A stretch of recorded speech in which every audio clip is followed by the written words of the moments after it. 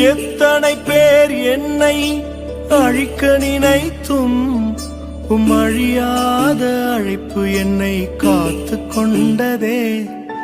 துரோகங்கள் வீண் பழிகள் என் மேல் விழுந்தும் கரைப்படாத கரங்கள் என்னை தாங்கிக் கொண்டதே. எஜமானனே நெஜமானனே என்னை அழைத்த எஜமானனே எஜமானனே நெஜமானனே